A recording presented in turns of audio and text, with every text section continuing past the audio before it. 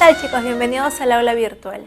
Esta semana vamos a ver nuestro capítulo número 7, el proceso de circulación. Muy bien, chicos, vamos a ver ahora la circulación y transporte tanto en plantas como en animales. La circulación y transporte en las plantas, recordemos que es a través de los tejidos conductores, ¿verdad? A través de xilema y floema, tal como los vemos por aquí. En el caso del xilema, recuerden que se transporta la savia en bruto a través de tráqueas y traqueidas, cuyas características es que está conformado por células muertas. Esta subida de la savia en bruto desde la raíz hasta la hoja, recordemos que esto se da en contra de la fuerza de gravedad, ya que el agua ingresa desde la raíz y sube hasta la hoja. Esto es posible, chicos, gracias a, primero, el arrastre por transpiración, ya que aquí arriba, cuando sale agua en forma de vapor, cuando la planta transpira, van quedando vacíos, lo que genera el arrastre. Ahora, ese arrastre, ¿qué lo genera?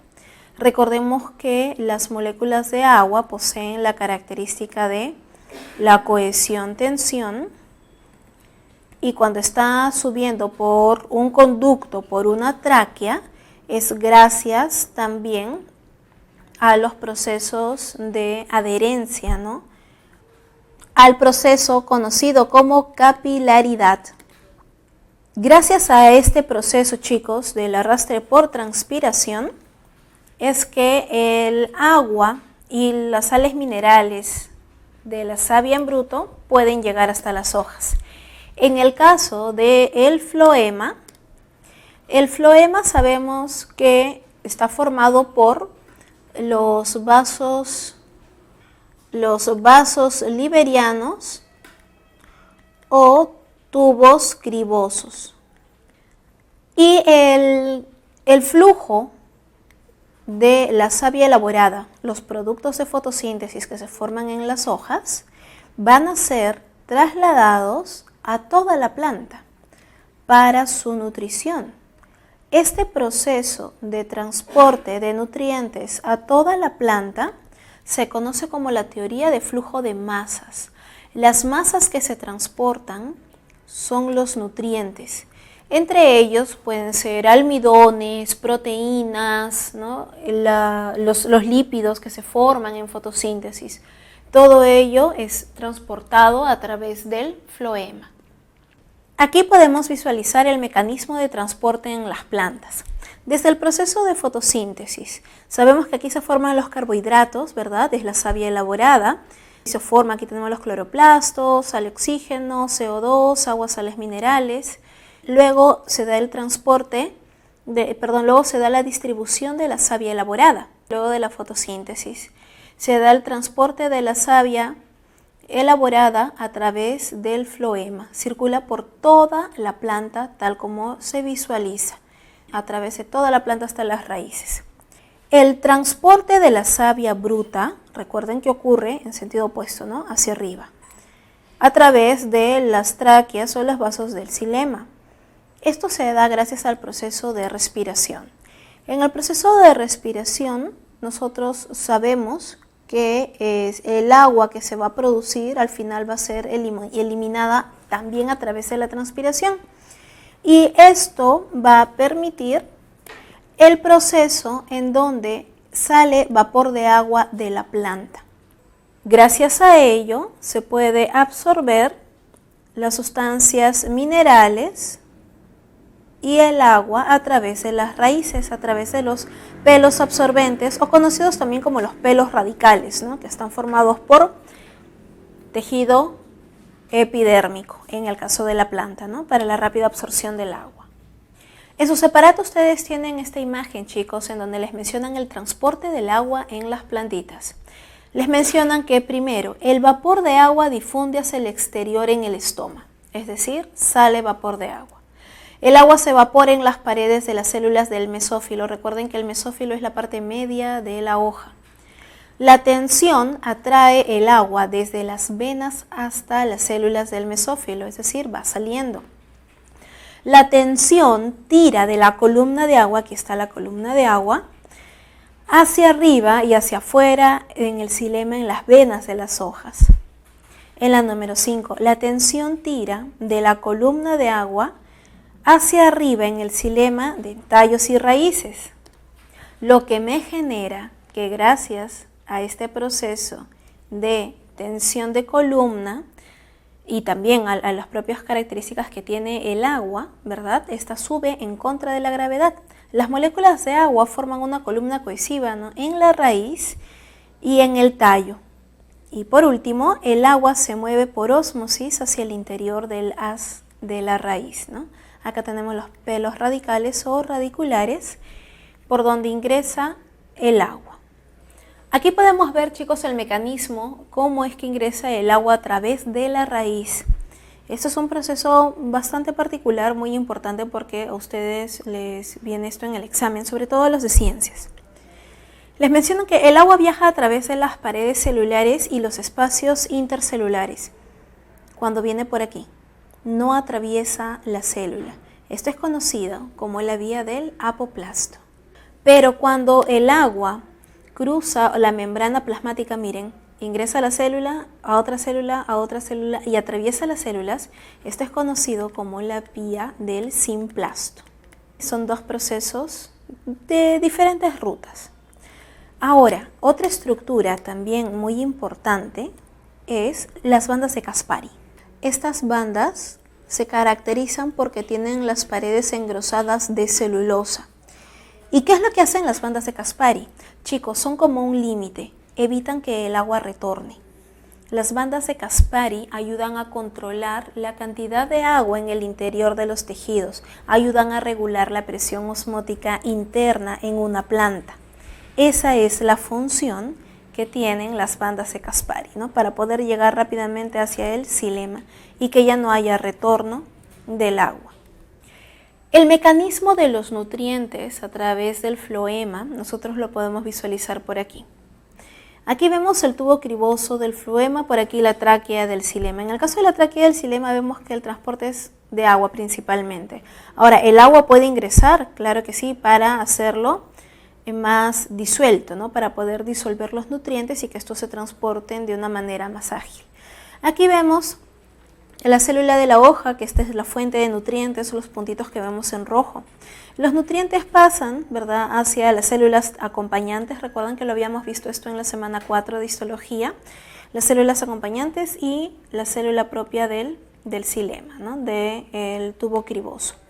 Los nutrientes se mueven, llegan a nutrir, por ejemplo, a las células de la raíz. Miren, los nutrientes ingresan a las células de las raíces para nutrirlas, porque recuerden que aquí no hay fotosíntesis, ¿no? Llegan, nutren, ¿sí?, ingresan a las células y continúa todo el flujo de la nutrición en la planta. La planta produce primero nutrientes para nutrir sus propios tejidos y luego ya lo que queda posteriormente ya pasa a ser almacenado en tallos, raíces o frutos, ¿no?, o semillas, dependiendo. Muy bien, chicos, entonces ya hemos visto cómo se realiza la circulación y transporte en el caso de las plantas. Ahora vamos a pasar a los animales. No sin antes mencionarles también que es muy importante, en el caso de las plantas, el xilema y floema no solamente es para la circulación de agua y nutrientes. A través del floema, análogo a las arterias en nosotros, también se van a transportar hormonas vegetales, nutrientes, hormonas, lo que la planta necesita para poder comunicarse con todos sus órganos externos. Eso es muy importante también. Vamos a ver ahora el sistema circulatorio en el caso de los animalitos. En los animales el sistema circulatorio puede ser, chicos, abierto o cerrado. En el caso del sistema circulatorio abierto se caracteriza porque encontramos hemolinfa en vez de sangre. Encontramos hemocele, que es la cavidad en donde se encuentran libremente los órganos que se bañan directamente con la hemolinfa. Abierto significa que no tiene capilares, tiene sistema vascular incompleto, tiene corazón, pero este corazón tiene ostiolos. ¿Qué son los ostiolos? Agujeros, ¿verdad? Tiene corazón con ostiolos. El caso como ejemplo que les dan es del Phylum Arthropoda. Los artrópodos tales como, ¿recuerdan? Clase Insecta, clase Arácnida, clase Crustácea. Esas son las clases del Phylum Arthropoda. Ellos tienen sistema circulatorio abierto. Y también por aquí vamos a encontrar a el Phylum Molusca. Aquí encontramos el caso de la clase Gastrópoda, la clase Bivalva, y encontramos dentro del Phylum Molusca también a la clase Cefalópoda. Pero, ellos, chicos, son la excepción, porque en el caso de los cefalópodos, ellos tienen sistema circulatorio cerrado. Recuerden que los cefalópodos, el pulpo, el calamar, ellos son la excepción de los moluscos, ¿no? Ellos tienen estructuras más complejas que los otros. Esto es en el caso del sistema circulatorio abierto. El sistema circulatorio cerrado, aquí ya encontramos sangre circulando, ¿no?, dentro de capilares, venas y arterias. Encontramos un corazón con cavidades. Estamos hablando de aurículas, ventrículos. Encontramos ya un sistema cerrado. Encontramos que el corazón funciona como una bomba, ¿no? Y venas y arterias funcionan como tuberías en todo nuestro cuerpo. El sistema circulatorio cerrado puede ser simple, quiere decir que la sangre atraviesa el corazón una sola vez, y doble, obviamente, la sangre atraviesa el corazón 2 veces. Completo e incompleto. Completo significa que la sangre no se mezcla. E incompleto significa que la sangre venosa y arterial se mezcla. Aquí también es completo porque las sangres no se mezclan. Esto ocurre en peces. Incompleto, doble e incompleto en anfibios y reptiles, y doble completo en aves y mamíferos. Vamos a ver cada uno de ellos. Aquí en estas imágenes, chicos, podemos visualizar, por ejemplo, el mecanismo de transporte y circulación en estos animalitos. Vemos por aquí un individuo de la clase Insecta, un artrópodo, ¿verdad? Un saltamontes, ¿no? Un grillito. Y visualizamos que tiene, miren su corazón, ¿no? Alargado, con ostiolos, tiene agujeritos, y por aquí concurre la circulación de la hemolinfa. ¿Hay un proceso de circulación? Sí, pero desordenado. Es como que la hemolinfa simplemente sale, baña todos los órganos, retorna, sale nuevamente a toda la cavidad. No es un proceso que ocurre por capilares. En nosotros, a cada uno de nuestros órganos llegan venas que recogen el CO2 y arterias con nutrientes y oxígeno. En el caso de ellos, la hemolinfa va directamente a los órganos. Y en el caso del molusco no cefalópodo, aquí estamos visualizando un bivalvo de la clase Bivalva, Phylum Molusca, clase Bivalva. Estamos visualizando, miren por aquí, su pequeño corazón, vasos sanguíneos abiertos, ¿verdad? Vasos sanguíneos abiertos. El hemocele o hemoceloma es la cavidad donde se encuentran los órganos internos. Y aquí circula libremente la hemolinfa, ¿no? Retorna. Circula, retorna, circula, retorna. Es todo abierto. El sistema circulatorio cerrado ya lo podemos visualizar, por ejemplo, desde el Phylum Annelida, como es el caso de la lombriz de tierra.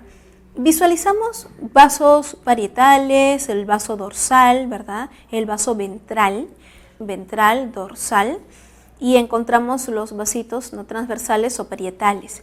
Aquí te están señalando corazones. En teoría, el anélido se dice que tiene 4 pares de corazones, en total 8. Pero son corazones entre comillas, no es un corazón con aurícula ventrículo como lo tenemos nosotros. Los corazones entre comillas, que se le llama en los anélidos, es porque son solo ensanchamientos del conducto circulatorio que tiene contracción. Como tiene contracción y permite el bombeo de la sangre, por eso es que se le llama corazón, ¿no? Porque para un invertebrado cumple una función análoga al igual que en nosotros, pero ellos tienen circulatorio ya cerrado.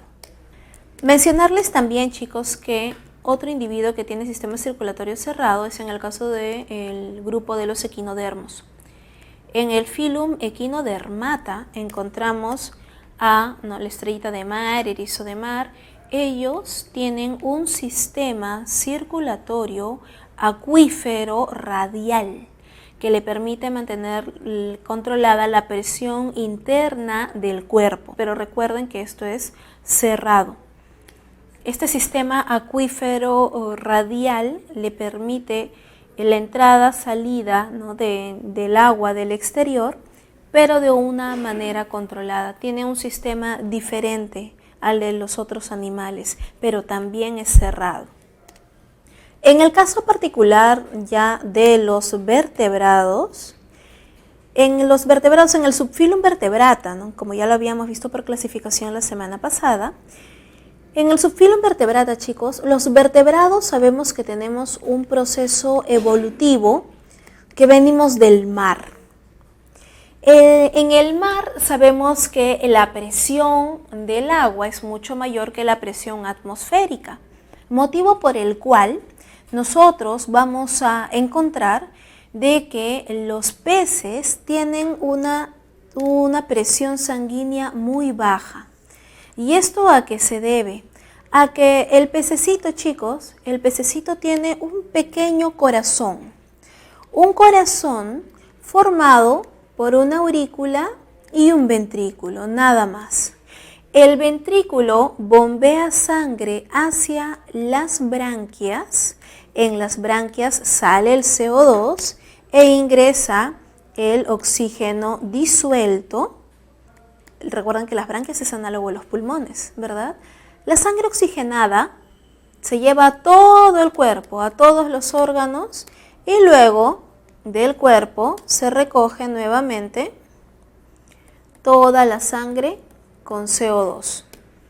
Y toda la sangre ya con CO2 retorna al corazón. Pasa nuevamente a aurícula, luego a ventrículo y luego otra vez se bombea hacia las branquias. Este recorrido que hace la sangre en el interior del pez tiene una presión sanguínea muy baja. La presión interna, la presión sanguínea, la presión arterial en el pececito es muy, muy baja. ¿Por qué? Porque obviamente la presión del agua es muy elevada.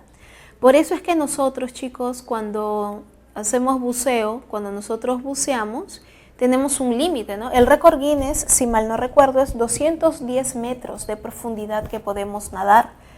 Pero sin embargo, 3000 metros más abajo están los peces. En fondo marino siguen nadando. La presión del agua a ellos no los afecta porque su presión sanguínea es muy baja. En cambio, en nosotros, nuestra presión sanguínea es elevada. ¿Por qué? Porque es inversamente proporcional a la presión atmosférica. Como la presión atmosférica en nosotros la presión atmosférica no ejerce mucha presión, es poquita. Sin embargo, nuestra sangre tiene que circular desde el corazón hasta la cabeza, retornar, luego hasta las piernas, retornar al corazón. Por eso nuestra presión sanguínea en nosotros es muy elevada para que la sangre pueda ir y venir. Porque la presión atmosférica que se ejerce sobre nosotros es muy baja. En los peces es al revés. La presión interna es muy baja porque la presión externa genera, ¿no? Es un circuito cerrado, lo hace muy, muy cerrado. Genera una presión para que la sangre pueda retornar al corazón y luego otro recorrido y otro recorrido. Conforme los animales acuáticos fueron saliendo a superficie terrestre en el proceso de evolución, ese pequeño corazón que solo tenía una aurícula y un ventrículo le fue siendo insuficiente. Recuerden que son los animales acuáticos los que dan origen a los anfibios, ¿no? Peces muy primitivos. Y por ello el anfibio desarrolla ahora un corazón ya no con 2 cavidades, sino con 3. Aurícula derecha, aurícula izquierda y un ventrículo. en donde ahora la circulación ya no es un solo circuito, ahora son dos. Siempre el ventrículo bombea sangre, no se olviden, ¿eh? El ventrículo bombea sangre hacia pulmón o saco pulmonar en el caso del anfibio. En el saco pulmonar la sangre se oxigena, retorna a la aurícula izquierda. De aurícula izquierda pasa a ventrículo y el ventrículo bombea sangre hacia el cuerpo. Del cuerpo se recoge la sangre con CO2 y llega a aurícula. De aurícula pasa a ventrículo, el ventrículo bombea a saco pulmonar, de ahí retorna sangre oxigenada al cuerpo. Ambos procesos ocurren en paralelo. La sangre oxigenada y la no oxigenada llegan a la vez al corazón. Se llenan aurículas. Las aurículas se contraen y se llena el ventrículo a la vez. Eso quiere decir que en el ventrículo ocurre el proceso de la mezcla de sangres. Motivo por el cual, señores, la sangre arterial sale con un poquito de sangre venosa y la sangre venosa sale con un poquito de arterial. Por eso este sistema circulatorio presente en anfibios y reptiles se conoce como doble, porque la sangre pasa 2 veces por el corazón, e incompleta. ¿Incompleta por qué? Porque la oxigenación es incompleta. Miren por aquí, chicos. Por eso es que si es que ustedes en algún momento persiguen a un anfibio o un reptil, estos no corren mucho.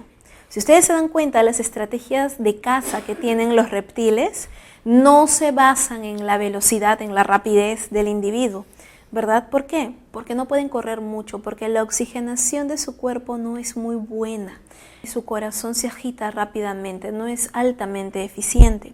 En el caso de los reptiles superiores, como cocodrilos y caimanes, ellos tienen un tabique intermedio. Sin embargo, está incompleto. Está incompleto, no es un tabique intermedio completo. Este foramen, conocido como el foramen de Panizza, sigue permitiendo la mezcla de sangres. Por eso en los reptiles ellos siguen teniendo circulación doble e incompleta. ¿Dónde cambia esto, chicos? Cuando los animales requieren de una mayor oxigenación corporal mucho más eficiente, en donde ahora vamos a encontrar un corazón con 4 cavidades bien diferenciadas. ¿De dónde? La sangre viene del cuerpo a aurícula. Recuerden eso, la sangre siempre llega a aurículas y sale de ventrículo. Llega del cuerpo, sangre con CO2, llega a aurícula, pasa a ventrículo, del ventrículo se bombea hacia pulmones. En los pulmones la sangre se oxigena, llega a la aurícula izquierda. De aurícula izquierda pasa a ventrículo izquierdo, el ventrículo bombea y lo manda nuevamente al cuerpo para oxigenar a todos los tejidos. Este sistema, chicos, este corazón ya es un sistema completamente cerrado que lo poseen las aves y mamíferos, ¿no? La clase aves y la clase Mammalia. En ellos vamos a encontrar nosotros de que su sistema es altamente eficiente y obviamente la presión sanguínea también es bastante elevada. Lo que acabamos de ver es lo mismo que les han puesto en la separata, solamente que de una forma un poquito más simplificada. Vemos por aquí la aurícula que viene de los capilares sistémicos, o sea de los órganos, la sangre con CO2.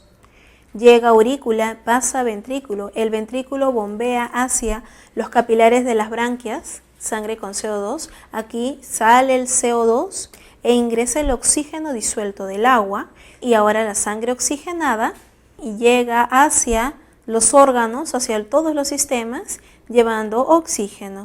Deja el oxígeno y se recoge todo el CO2 nuevamente al corazón. Como ven, este circuito es lineal, ¿no? Es simple. Esto ocurre en peces. En cambio, en anfibios y reptiles, como ya les había mencionado, los anfibios y reptiles tienen 2 aurículas y un ventrículo. Aurícula derecha, de donde viene la sangre con CO2 de los capilares de todos los sistemas. El ventrículo bombea la sangre hacia los capilares pulmonares o sacos pulmonares. Sale el CO2, ingresa el oxígeno del aire, ¿verdad? El oxígeno disuelto. Llega a aurícula, pasa a ventrículo y sale del ventrículo hacia los capilares de todos los órganos. De igual manera ocurre en el caso de aves y mamíferos. En las aves y mamíferos llega aurícula, pasa a ventrículo, sale de ventrículo hacia pulmones. En los pulmones sale el CO2, entra el oxígeno disuelto en el aire. Llega aurícula, pasa ventrículo y el ventrículo bombea. Recuerden que los ventrículos siempre son los que bombean. Los ventrículos tienen mucha masa muscular cardíaca. De los ventrículos es de donde se saca el anticucho. Las aurículas son solamente como bolsas que reciben la sangre. El ventrículo es el que hace todo el trabajo de contracción. El sistema circulatorio en humanos. En el sistema circulatorio humano, chicos, nosotros vamos a encontrar los vasos sanguíneos, venas, arterias y capilares. Recordemos que los capilares están formados por arteriolas, ¿no?, que es la arteria más delgadita que ya no tiene prácticamente tejido muscular, es solo endotelio, y por vénulas, ¿no? La vena de igual manera, es una vena extremadamente delgadita. En este punto inminente aquí es donde se realiza el intercambio gaseoso, ¿no? La sangre venosa pasa arterial. Está constituido también por el corazón. Recordemos que el corazón tiene sus propios movimientos de sístole y diástole en la contracción, lo cual genera ruidos cardíacos, el pulso y la presión arterial.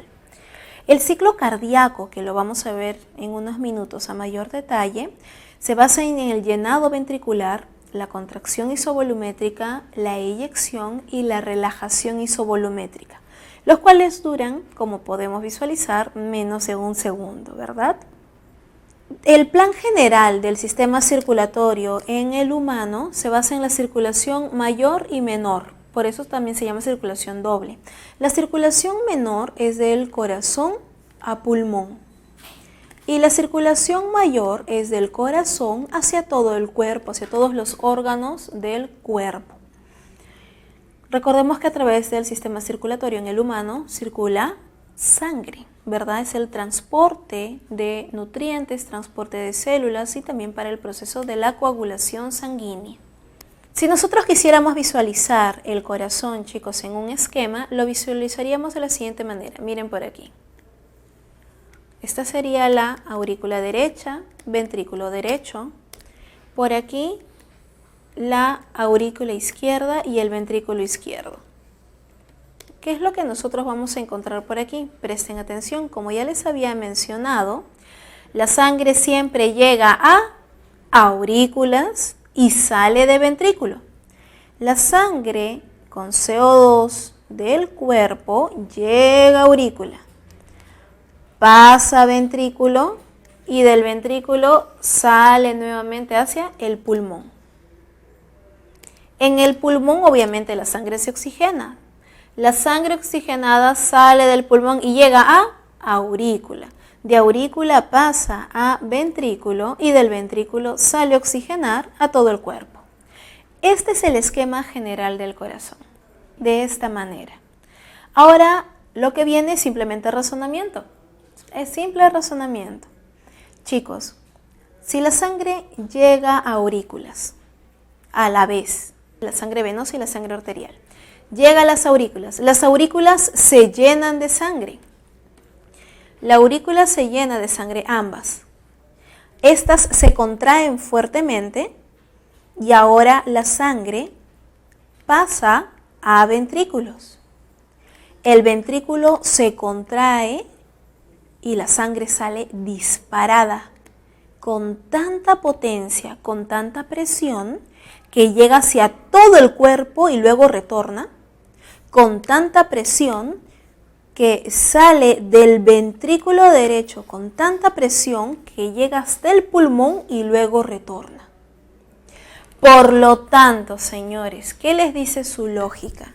Lo que sale de ventrículos tendría que ser vena o arteria, sabiendo que la arteria tiene mayor tejido muscular que le permite mayor resistencia. La vena es más delgada, las venas son más superficiales, por eso es que con un golpe las venas se nos revientan. En cambio la arteria no. La arteria es resistente. Chicos, en este caso de los ventrículos lo que sale son arterias. La arteria que sale del ventrículo derecho, ojo, es una arteria, es la arteria pulmonar que lleva sangre venosa. Y esta de aquí obviamente es la gran aorta. Estas son arterias. La arteria pulmonar se llama así porque va hacia el pulmón, evidentemente, y lleva sangre con CO2.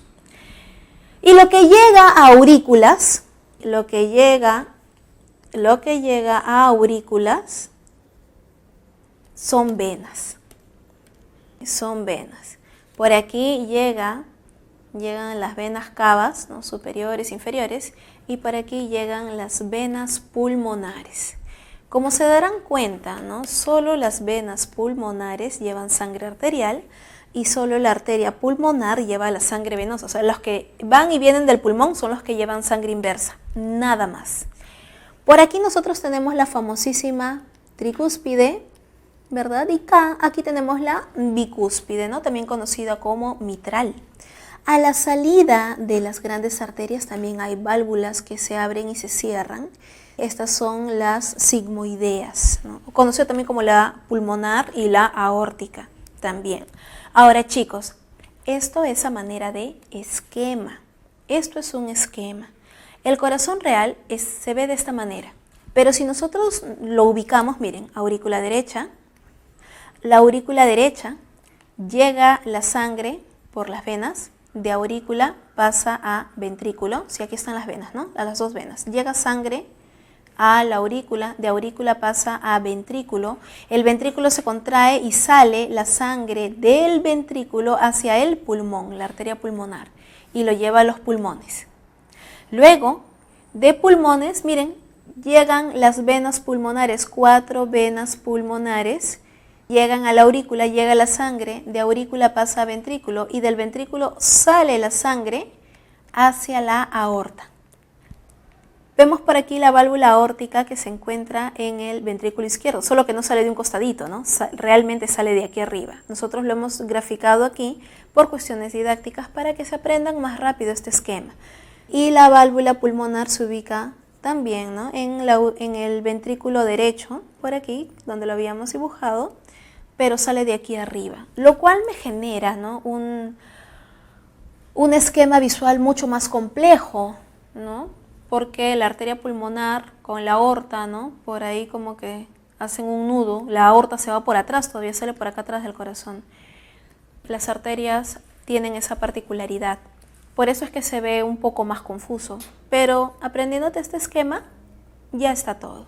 Ahora, la contracción que se da en nuestro músculo, recordemos que el músculo estriado cardíaco se caracteriza porque es miogénico. ¿Qué significa que sea miogénico, chicos? Que en él se inicia la contracción. En él se inicia la contracción de manera involuntaria. Nuestro cerebro no le indica a nuestro corazón cuántas veces latir. Esto es un proceso natural y la contracción se inicia en el nódulo sinusal. Luego pasan por las 3 cuerdas tendinosas hacia el nódulo aurículo-ventricular o atrioventricular y luego pasa hacia el fascículo o haz de His, en donde culmina en las fibras de Purkinje. Son similares a los tendones, chicos. ¿Alguna vez han comido anticucho? Si alguna vez han comido anticucho, deben haber sentido algunas de estas fibras en el corazón del mamífero. ¿Las aurículas dónde están? Por aquí, chicos. La aurícula es así como una bolsita aplastada, nada más, como lo podrían visualizar por acá, ¿no? Son como bolsitas aplastadas, nada más. Realmente quien se lleva todo el trabajo de la contracción son los ventrículos, gracias a conocido toda esta estructura como el marcapaso del corazón. El marcapaso del corazón puede fallar, lo cual me genera que a la persona se le coloque un marcapasos artificial. El marcapaso artificial es simplemente una batería, literalmente es una batería, con sus polos, ¿no? Y con un chip que tiene 70 latidos por minuto. Esta batería se conecta al corazón ¿no?, al nódulo, y gracias al chip manda 70 latidos por minuto para que el corazón funcione. Esto es cuando hay problemas cardíacos. Esto, chicos, genera que la persona no puede volver a tener ningún tipo de alteración en su ciclo cardíaco. Es decir, no puede estar triste porque su corazón no va a latir más lento, ni tampoco puede estar demasiado emocionada porque su corazón no va a acelerar. La persona ya no puede volver a hacer deportes. Su corazón va a latir siempre ahora a 70 latidos por minuto. Eso es un marcapasos artificial. Les mencionan también en su separata los vasos sanguíneos, ¿no?, que son los conductos por donde circula la sangre. Te mencionan que están las venas, arterias y capilares. La sangre sale del corazón por arterias y llega a él por las venas, lo que ya habíamos visto. Los capilares sabemos que unen ambos vasos. La circulación es completa, ¿no?, del corazón a tejidos, de estos al corazón, de este a pulmones y nuevamente al corazón para volver oxigenada hacia los tejidos. En el caso de las venas, vemos que ellas son mucho más delgadas a comparación de las arterias, y los capilares ni qué decir, pues chicos, esto es simplemente ya endotelio. En las venas sabemos que ellas llevan la sangre, ¿no?, de los tejidos hacia el corazón. Sus paredes son más delgadas. La característica de la vena, aparte de que transporta sangre con CO2, es que también ellas son más superficiales. Por eso es que cuando nos extraen sangre, usualmente extraen sangre de las venas. En el caso de las arterias, ellas llevan sangre del corazón a los tejidos. Sus paredes son mucho más gruesas y expandibles, ellas son más flexibles y se encuentran más profundas en nuestro cuerpo. No es fácil cortar una arteria o reventarla. Y los capilares sabemos que llevan sangre al interior de nuestros tejidos y órganos, ¿no?, y se unen en arteriolas y vénulas.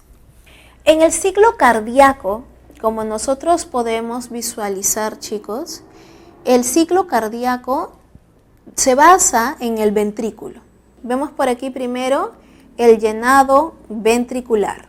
El llenado ventricular ocurre obviamente cuando los ventrículos se van llenando. Miren por aquí, se llenan los ventrículos, ¿no? Se están llenando, llenado ventricular.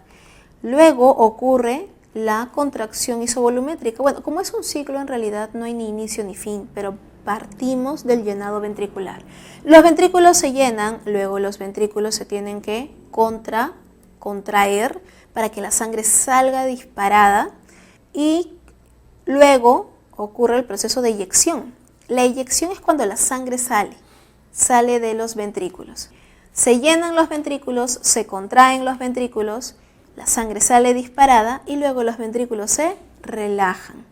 Aquí ya vemos cuando se están relajando. Mientras que se están relajando los ventrículos, las aurículas se van llenando, por si acaso. Cuando se está llenando el ventrículo, se van contrayendo las aurículas. ¿Sí? Una contracción suave en realidad, no es una contracción muy fuerte, ¿no?, porque es solamente el paso de aurícula a ventrículo. Pero la contracción ventricular, o la diástole ventricular, la contracción, esto sí ocurre con mucha fuerza, gracias al fascículo o hace His. Aquí tenemos un esquema general de la circulación en el caso del ser humano. Vemos ya cómo es que van los capilares, ¿no?, de la cabeza, los brazos, por aquí hacia los pulmones, a cada uno de los órganos, ¿no?, hacia los riñones, hacia ya la zona pélvica y las piernas. De esta manera ocurre la circulación en nuestro cuerpo, todo retorna hacia el corazón. Y por último, chicos, con respecto al sistema circulatorio humano, los ruidos cardíacos, recordemos que ocurre, el primer ruido cardíaco es al cierre de las válvulas aurículo-ventriculares. Se cierran a la vez, la tricúspide y la bicúspide, ¿no? El segundo ruido cardíaco ocurre al cierre de las válvulas sigmoideas. El tercer o cuarto ruido cardíaco ya puede ser atípico, en el caso, por ejemplo, se escucha solamente en personas muy enjutas, extremadamente delgadas, pero hay un ruido muy particular. El ruido conocido como el soplo al corazón. El soplo al corazón, chicos, ocurre cuando una persona tiene problemas en la válvula. Esta válvula genera que los ventrículos y las aurículas sean cavidades totalmente cerradas. ¿Qué pasa si es que esta válvula está fallada y no cierra bien? Al momento de la contracción ventricular, como se contrae tan fuerte, un poco del volumen de la sangre va a retornar hacia la aurícula. Esto me genera un pss, ese sonido de paso de sangre de ventrículo a aurícula. Ese sonido es atípico, lo cual manifiesta un problema a nivel de las válvulas, del cierre de válvulas. A eso se le llama el soplo al corazón. Muy bien, chicos, hemos visto entonces toda la parte del sistema circulatorio humano, pero el sistema sanguíneo. Recordemos que parte de nuestro sistema circulatorio también encontramos el sistema linfático. La linfa es un líquido que siempre está circulando en nuestro cuerpo. La linfa, yo estoy segura que ustedes han visto su linfa. Si alguna vez tú te has raspado, te has hecho una herida superficial y sale como un líquido medio amarillento, eso es la linfa. La linfa es el líquido que se encuentra en el intersticio de nuestras células. O sea, en el espacio que hay entre célula y célula hay líquido, eso es la linfa. La linfa circula por todo nuestro cuerpo. El líquido intersticial debe de circular, debe de también filtrarse, también de ahí viene la orina, ¿sí? Y demás, ¿no? Aparte del filtrado de la sangre. La linfa es lo que también genera hinchazón. Cuando no tenemos un buen proceso de filtración, la linfa se va almacenando y la persona también se hincha. La linfa cumple diferentes funciones. ¿Recuerdan la semana pasada cuando vimos sistema digestivo? Les informé de que los lípidos se trasladan en nuestro cuerpo principalmente a través de la linfa, ¿no? Porque los lípidos en la sangre obviamente no deben de estar mucho. De lo contrario nos genera enfermedades y problemas, ¿no? Pero cuando la linfa se satura de lípidos, ahí sí ya los lípidos entran a la sangre, ¿no? Se van metiendo por exceso de lípidos corporales. Vamos a ver un poco más del sistema linfático y dónde se encuentran nuestros vasos y ganglios linfáticos. El sistema linfático, como les había mencionado, trabaja con la linfa, que es el líquido intersticial que se acumula fuera de capilares sanguíneos. Se recupera hacia el torrente sanguíneo gracias a nuestro sistema linfático. Cuando este líquido ingresa a los vasos linfáticos se denomina la linfa. Las funciones del sistema linfático es recoger el líquido intersticial, absorber y transportar el quilo intersticial o el quilo intestinal sería, ¿no? El quilo intestinal, que es a nivel de los lípidos, y la maduración de un grupo de linfocitos. En esta imagen podemos ver el recorrido de nuestro sistema linfático, chicos. Miren los vasos linfáticos. Los ganglios linfáticos se encuentran en el cuellito, principalmente, en las axilitas y en la zona de la ingle. Es ahí donde encontramos principalmente nuestros ganglios linfáticos, en los grandes pliegues de nuestro cuerpo, en los grandes pliegues corporales. Por eso es tan importante el cuidado que debemos de tener con nuestros ganglios a nivel de cuellito, axilitas y la zona de la ingle. Muy bien, chicos, entonces el sistema linfático ahora sabemos de qué se trata, ¿verdad? Recorre también todo nuestro cuerpo y está conformado también por propios vasos linfáticos y ganglios linfáticos. Vamos a pasar ahora a ver la excreción. La excreción, señores, se trata de la eliminación de los productos de nuestro metabolismo. Contribuye para la homeostasis, la osmorregulación de nuestro cuerpo. ¿Cuáles son los productos del metabolismo? La orina, el sudor y las lágrimas. Ojo, señores, ojo, recuerden que la excreción no se trata de la eliminación de las heces. La excreción se trata principalmente de la eliminación de la orina. Las heces son desechos digestivos y la digestión es un proceso diferente a la excreción.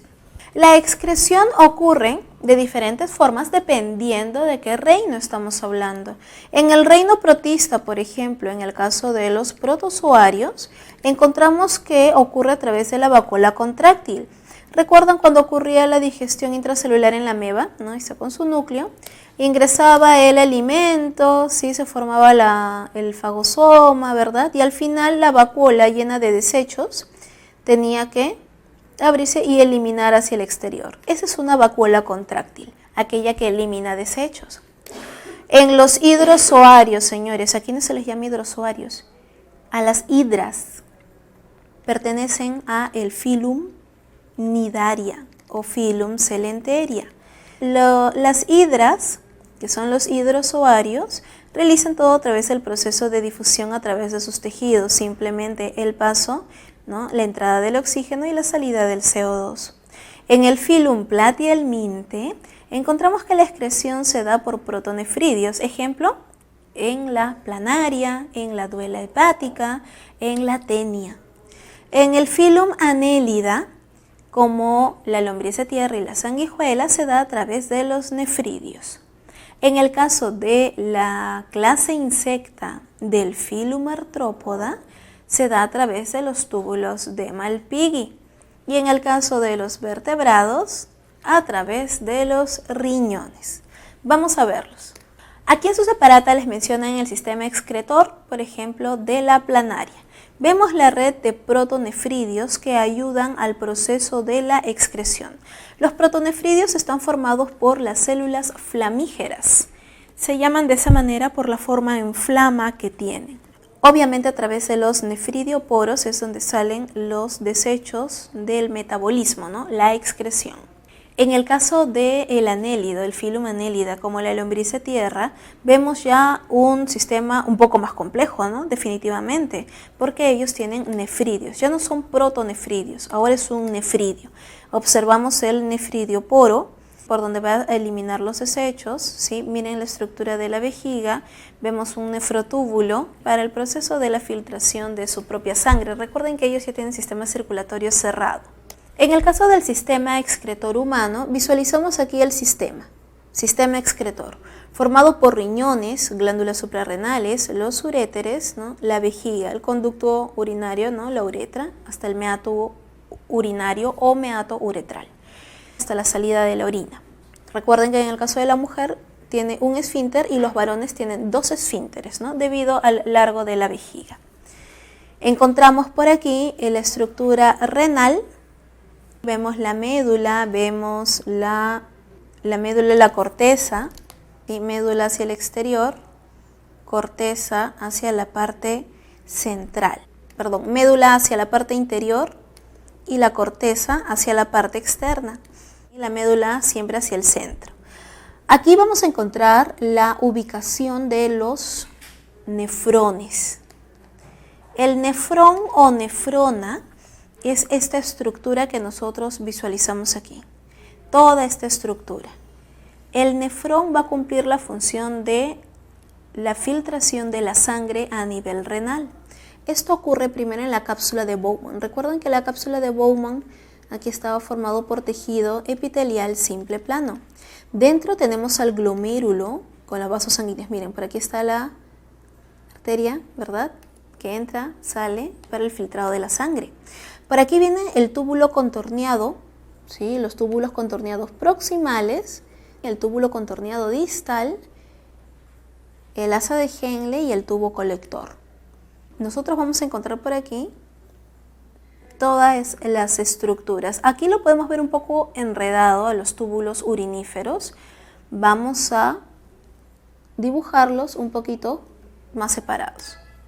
Por aquí podemos ver un poquito más de orden. Aquí tenemos el glomérulo internamente, esta es la cápsula de Bowman. Vemos por aquí los túbulos contorneados, proximal, asa de Henle, distal, tubo colector, hasta la salida de la orina. Recuerden que estos túbulos uriníferos, cuando aquí se filtra la sangre, la orina que sale por acá no es la orina que se va a eliminar, es la preorina. Al recorrido en los túbulos uriníferos, túbulos contorneados proximal, distal, asa de Henle, ocurre el proceso de la reabsorción de agua, sales y nutrientes. Por eso te dicen en A, la sangre llega a la nefrona, acá hay un error, ¿no?, nefrona. En B se da la filtración en los capilares del glomérulo. C, paso de líquido filtrado. En D se da la reabsorción de las sustancias útiles. En E, por último, secreción de sustancias de la sangre hacia el líquido y sale la orina, ¿no? Paso de líquido filtrado nuevamente por aquí. Para almacenarse ahora en la vejiga para poder ser eliminada. Muy bien, chicos, eso ha sido todo en la parte teórica. Ahora vamos a pasar a las preguntas que, como siempre, ustedes ya resolvieron previamente. En la pregunta número 1 nos indican: Lucila, durante una práctica de biología, coloca tallos de una planta con flores blancas en un recipiente que contiene agua mezclada con un colorante azul. Luego de un tiempo ella observa que poco a poco las flores adquirían una coloración azulada. Según lo leído, se puede inferir que la teoría del flujo de masas explica el transporte del colorante. El colorante puede atravesar la endodermis por la vía del apoplasto. La transpiración permitirá que el colorante ascienda por vasos liberianos, o el agua con el colorante asciende producto del arrastre por transpiración. ¿Cuál de ellos sería el correcto, chicos? Obviamente, la A no tiene sentido porque la teoría del flujo de masas es para el floema. ¿El colorante puede atravesar la endodermis por vía del apoplasto? No, ese no es el motivo. ¿La transpiración permite que el colorante ascienda? Sí. ¿Por vasos liberianos? No. Sube por el xilema, por las tráqueas. ¿El agua con el colorante asciende producto de arrastre por transpiración? Correcto, a través del xilema. La clave sería la D. En la pregunta número 2. El transporte que ocurre en el xilema y floema de las plantas permite distribuir nutrientes para que pueda cumplir con sus funciones biológicas. Sin embargo, se ha descubierto que, producto de una mutación genética, una planta presenta tubos cribosos poco desarrollados. ¿Qué sucedería si cultivamos una planta con dicha mutación en un suelo rico en nutrientes? ¿Cuáles son los tubos cribosos, chicos? Los del floema, ¿verdad? ¿Qué va a ocurrir? ¿No podría absorber nutrientes inorgánicos del suelo? Esta formaría frutos muy grandes y jugosos. ¿No almacenaría grandes cantidades de almidón en raíces? Sus flores se marchitarían ya que no habría ascenso de agua. ¿Cuál sería la clave, chicos? Obviamente, señores, si estamos hablando del floema, no puede absorber nutrientes inorgánicos del suelo. Esto es a través del xilema. La A habla del xilema. ¿Formaría frutos grandes y jugosos? Si tiene problemas en el floema, quiere decir que los nutrientes no van a ser naturalmente absorbidos de una forma rápida, ¿verdad? Por lo tanto, los frutos van a ser pequeños. No almacena grandes cantidades de almidón en raíces. Claro, eso sí sucedería, ¿verdad? Porque en raíces, frutos o tallos que almacenaría almidones o nutrientes, no podría almacenar mucho porque tiene problemas en el floema. Sus flores se marchitan ya que no hay ascenso del agua. El ascenso del agua habla del xilema y el problema que tiene es en el floema. La clave, por lo tanto, sería la C. En la pregunta número 3, a nivel de los pelos absorbentes de la raíz se absorbe el agua del suelo y debido a la presión osmótica la mayor parte del agua se difunde a través de paredes de las células de la corteza hasta la endodermis. La vía a la que hace referencia el texto es, obviamente, chicos, la vía del simplasto, ¿verdad? Atravesando. Un alumno durante su exposición mencionó lo siguiente: en todos los moluscos el fluido desemboca en una cavidad denominada hemocele ya que presentan circulación abierta.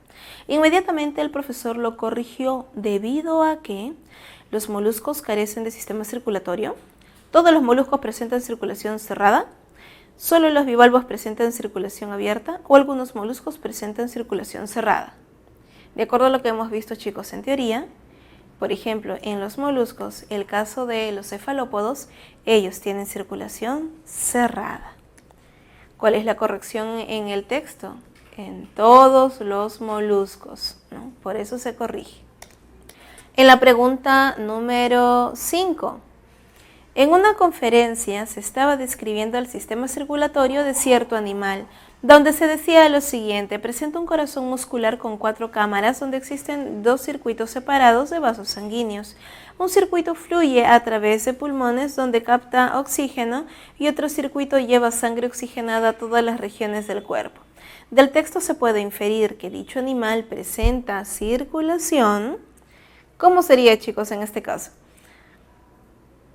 Sería, obviamente, cerrada, doble y completa, ¿verdad? Porque te mencionan que tiene 4 cámaras, circuitos separados de vasos sanguíneos.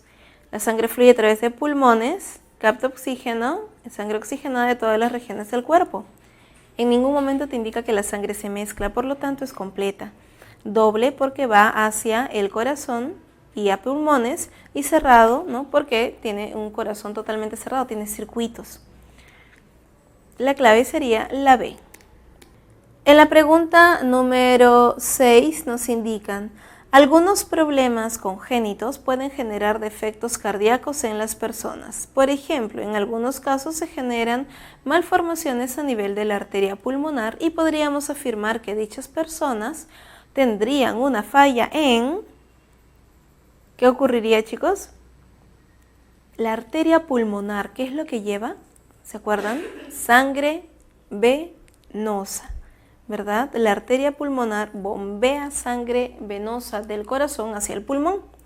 Por lo tanto, ¿qué va a ocurrir? ¿Intercambio gaseoso a nivel de capilares en tejidos? No. ¿Transporte de sangre oxigenada de pulmones al corazón? No. ¿Intercambio gaseoso en alvéolos pulmonares? No. ¿Transporte de sangre no oxigenada del corazón a pulmones? Claro que sí. Esa es la ruta, ¿verdad? La clave sería la D. En la pregunta número 7, respecto a vasos sanguíneos presentes en el sistema circulatorio humano, correlacione ambas columnas y marque la alternativa correcta. La vena tiene lumen pequeño, pared muscular gruesa. No, ¿verdad? Esa es una arteria. Tejido elástico ausente y lumen grande. ¿Quién sería? No tiene tejido elástico. Esos son los capilares. Y pared muscular delgada y tejido elástico escaso. La vena, ¿verdad? La vena no es muy elástica. La vena, por eso es que puede reventarse fácilmente en nuestro cuerpito. La clave sería la C. En la pregunta número 8, la infección por Streptococcus pyogenes, una bacteria hemolítica, puede desencadenar una inflamación del corazón que afecta el buen funcionamiento de válvulas cardíacas. Indique usted qué síntoma puede presentar una persona con dicha infección. ¿Aumento de presión arterial? No, ¿verdad? Porque recuerden, es una bacteria hemolítica. Ella desencadena inflamación al corazón. Si afecta el funcionamiento de las válvulas cardíacas, entonces puede presentar una taquicardia, presencia de un soplo cardíaco, arritmias cardíacas. Chicos, si es en las válvulas cardíacas, en la válvula, ¿recuerdan las válvulas? ¿No? La tricúspide, la bicúspide. Cuando hay un problema en la válvula, esto no me genera una arritmia como tal, pero si no cierra bien la válvula, ¿qué genera? Que la sangre retorne, ¿sí o no? A eso se le conoce como un soplo al corazón. La clave sería la C. En la pregunta número 9, aproximadamente el 1% de las células cardíacas no se contraen, sino que funcionan como un sistema de conducción cardíaca. El impulso cardíaco inicia en un grupo de dichas células que se encuentran en la pared de una cavidad cardíaca para llevar al final de las fibras de Purkinje, generando así la contracción del corazón.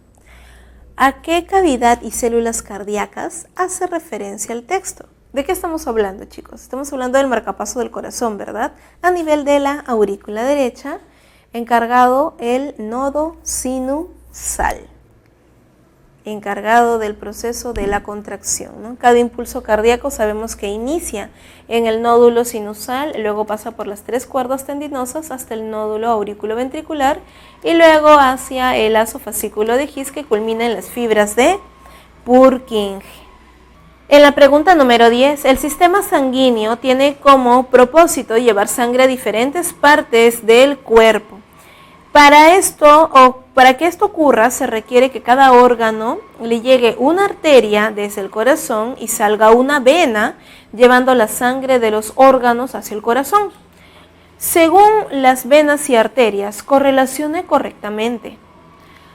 Entonces, la vena porta hepática, ¿qué es lo que va a hacer? Recoge sangre del riñón, hepática, obviamente nos tiene que hablar del hígado, ¿verdad? Se encarga de... lleva sangre a la cabeza, recoge sangre del estómago e intestino o lleva sangre hacia las piernas. Chicos, en el caso de la vena porta hepática, obviamente el hígado está relacionado con el sistema digestivo. La vena porta hepática recoge sangre del estómago, intestino y también jala del hígado. La arteria ilíaca, ¿recuerdan la fosa ilíaca? A nivel de caderas, ¿qué es lo que va a hacer la ilíaca? Lleva sangre, como es una arteria, lleva sangre, ¿no?, hacia las piernas. La vena renal recoge sangre. La vena, te lo dice el texto literalmente, ¿no? La vena recoge sangre no oxigenada hacia el corazón y la arteria lleva sangre oxigenada a los órganos. La vena renal recoge sangre del riñón. Y la número 4, la arteria carótida, lleva sangre hacia la cabeza. ¿Sí? La clave sería 3, 4, 1, 2, dedito. En la pregunta número 11, los edemas se consideran signos clínicos, los cuales consisten en la acumulación de líquido en el espacio intersticial, así como en las cavidades del organismo. Esto ocurre por la secreción excesiva de líquido hacia el espacio intersticial o cuando éste no se recupera correctamente. Del texto se puede inferir que las venas no llevan adecuadamente la sangre de los tejidos. Puede deberse por un problema a nivel de vasos linfáticos. Las arterias no recogen adecuadamente la sangre a los tejidos, o puede deberse por un problema a nivel de los glomérulos. ¿De qué se trata, chicos? Esto podría deberse en un problema a nivel de los vasos. ¿De qué tipo? Linfáticos, porque te hablan del espacio intersticial. ¿Quiénes están en el espacio intersticial? La linfa. Los vasos linfáticos se encargan de mantener el equilibrio, ¿no?, de la cantidad de agua que hay entre nuestros tejidos. La clave sería la B.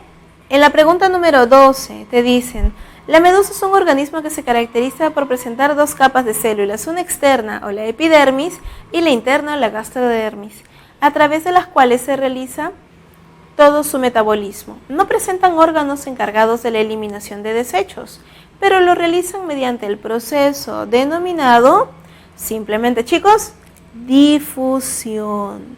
¿Sí? Es la difusión, el paso de sustancias. En la pregunta número 13, la rata canguro vive en el desierto de Nuevo México, donde después de una corta estación de lluvia, el sol quema la arena del desierto durante meses, por lo cual para que obtenga agua es muy difícil.